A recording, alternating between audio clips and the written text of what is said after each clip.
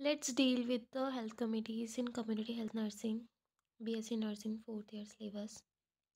तो health committees exam point of view से बहुत इम्पॉर्टेंट है। और इस वीडियो में हम यही देखेंगे कि क्या क्या कौन कौन सी हेल्थ कमेटी आई थी, कब कब आई थी, उनके चेयरपर्सन कौन थे और कुछ इंपॉर्टेंट एक्टिविटीज़ जो उस कमेटी के अंडर हुई थी या फिर उस कमेटी ने या जो चेयरपर्सन थे उन्होंने क्या क्या पॉइंट्स रखे थे। तो स्टार्ट करते हैं। सबसे पहले जो कमेटी आई थी वो थी बोर कमेटी, एक थी 1946 में। इसका दूसरा नाम जो है वो है health survey and development committee. तो इसके जो चेयरपर्सन थे वो सर जोसेफ बोर थे। इन्होंने क्या बताया था, he gives advice for integration of prevention and curative services. उन्होंने ये बताया था कि जितनी भी हेल्थ केयर सर्विस हैं जैसे प्रिवेंटिव, क्यूरेटिव और प्रोमोटिव, उन सबको हम इंटीग्रेट करके एक जगह प्रोवाइड करें लोगों को, जिसका इन्होंने कॉन्सेप्ट मतलब जो कि इन्होंने PHC बोला था, जो कि प्राइमरी हेल्थ सेंटर पे है, जो कि सबसे मतलब लाइक गांव वगैरह वाले एरिया में जो प्राइमरी हेल्थ सर्विसेज हैं प्रिवेंटिव और क्यूरेटिव वो सब प्रोवाइड हो सके लोगों को ईजीली।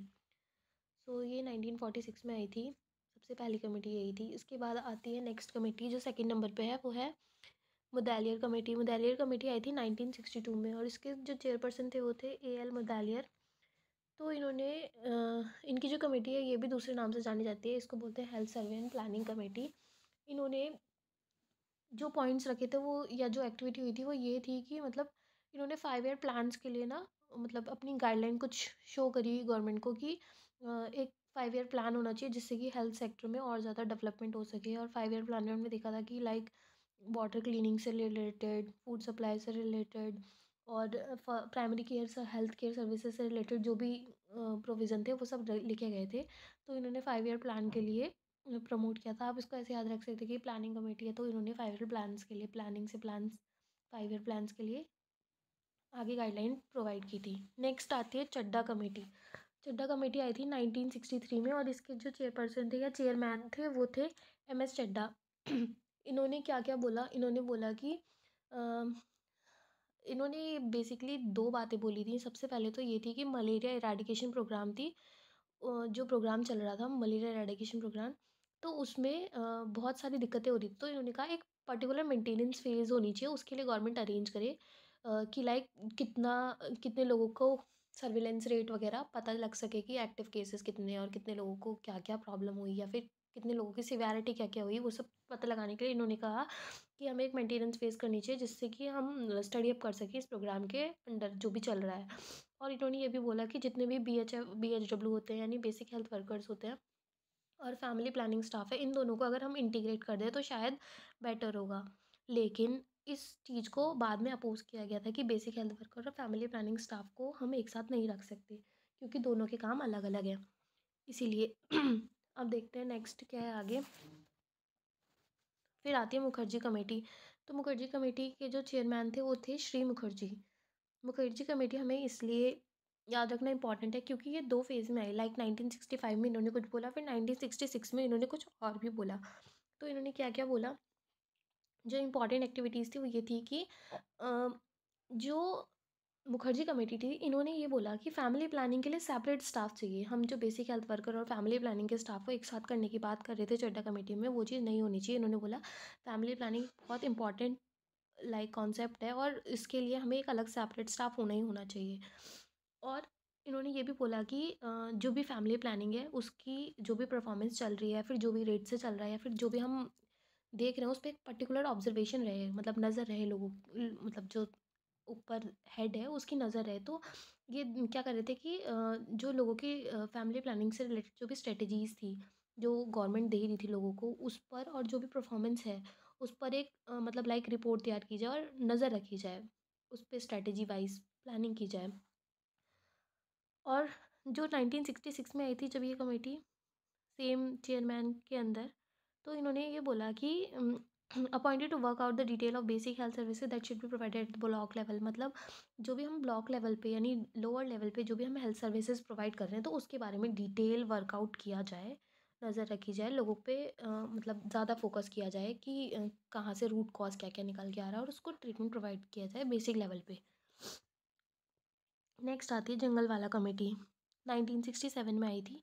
तो इन्होंने क्या सजेस्ट किया, इस कमेटी को हम health committee on integration of health services भी कहते हैं। क्यों? क्योंकि इन्होंने क्या किया, लाइक कुछ कुछ डॉक्टर्स होते थे जो क्या करते थे, गवर्नमेंट स्टडी करने के बाद, गवर्नमेंट सर्विसेज लेने के बाद भी कहीं कहीं पे अपने प्राइवेट सेक्टर क्लिनिक चला रहे थे, and they give better health services at their place, कि लाइक ताकि वो प्राइवेट सेक्टर में प्राइवेटली उनको जाके ज़्यादा पेशेंट विजिट करें। तो इन्होंने इसको अबॉलिश किया कि like it is not good to practice over the private sector. If you are having a government job then you have to do that only. तो आप दूसरी जगह नहीं कर सकते, ऐसा वाला इन्होंने बोला। प्राइवेट प्रैक्टिस बंद करिए और equal pay for equal work, ये वेवर नहीं होगा, equal pay for equal work. Next जो आती है वो है करतार सिंह कमेटी, 1973 में आई थी। इसके जो चेयरमैन थे वो करतार सिंह थे। इन्होंने क्या बोला, ये कॉमेडियन नहीं है, committee on multipurpose worker under health and family planning. तो ये क्वेश्चन बहुत बार आ चुका है कि मल्टीपर्पज़ वर्कर किस कमेटी के अंदर आए थे। तो लाइक इसी के अंदर थे कि committee on multipurpose worker under family planning and health planning. तो मल्टीपर्पज़ वर्कर इन्होंने क्या करा, बेसिकली जो एएनएम थी उनको रिप्लेस कर दिया मल्टीपर्पज़ हेल्थ वर्कर फीमेल से, और जो बेसिक हेल्थ वर्कर या फिर मलेरिया प्रोग्राम पे जो सर्विलेंस जो भी वर्कर्स थे उन सबको कन्वर्ट कर दिया मल्टीपर्पज़ वर्कर मेल से। समझ गए आप, कि लाइक एएनएम जो थी उनको रिप्लेस करा मल्टी हेल्थ वर्कर फीमेल से, और जो बेसिक हेल्थ वर्कर या फिर मलेरिया सर्विलेंस प्रोग्राम में जो भी मेल स्टाफ थे उनको क्या नाम दिया गया, multi health worker male, MHWM। उसके बाद क्या है, श्रीवास्तव कमेटी आती है 1975 में। इसकी जो चेयरमैनशिप थी वो मिस्टर श्रीवास्तव के अंदर थी।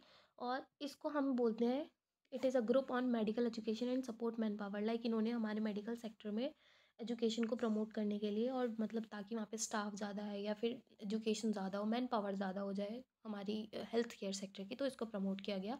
और इन्होंने ये भी कहा कि हेल्थ सर्विसेज जो है वो तभी अच्छी हो पाएंगी जब रेफरल सर्विसेज पे हों, क्योंकि प्राइमरी लेवल पे अगर हेल्थ पे केयर प्रोवाइड की जाएगी जो कि इतनी ज़्यादा अच्छी नहीं हो पाएगी, लाइक अगर कोई कॉम्प्लिकेटेड केस आता है या फिर ऐसी चीज़ आती है जिसमें प्राइमरी PHC लेवल पे हम उसको नहीं ट्रीट कर सकते, तो there should be a referral centre जहाँ पे हम अपने पेशेंट्स को दोबारा आगे ट्रांसफ़र करके भेज सकें। नेक्स्ट आती है बजाज कमेटी। जो बजाज कमेटी थी वो 1986 में आई। इनके अंदर जो चेयरमैन थे वो कौन थे, डॉक्टर JS बजाज। इन्होंने क्या बोला, ये मतलब लाइक सेम चीज़ है, हेल्थ केयर सेक्टर उसकी मैन पावर को इंक्रीज़ करने के लिए बात की गई कि हम बड़ी बड़ी यूनिवर्सिटीज़ खोलेंगे हेल्थ से रिलेटेड, या फिर जहाँ पे हेल्थ एजुकेशन दी जाएगी। हेल्थ एजुकेशन से मतलब है हेल्थ से रिलेटेड एजुकेशन, यानी जो भी हमारे कोर्सेज़ वगैरह हैं वो सब, या फिर बहुत सारे स्टेट्स और यूनियन टेरिटरीज़ में मेडिकल ब्रांचेस खोली जाएँ जहाँ पे लोगों को एजुकेट किया जाए, उनके सब्जेक्ट से रिलेटेड उनको नॉलेज दी जाए, ताकि वो हेल्थ केयर सर्विसेज में अपनी जो भी प्रैक्टिस है वो कर सकें। तो ये हमने कुछ कमेटीज़ देखी थी। बजाज कमेटी जो कि हमने देखी 1986 में, श्रीवास्तव कमेटी 1975 में, करतार सिंह कमेटी 1973 में, जंगलवाला 1967 में, मुखर्जी कमेटी 1965 और 66 में, चड्डा कमेटी 1963 में, मुतालियर कमेटी 1962 में, और बोर कमेटी 1946 में। Thank you.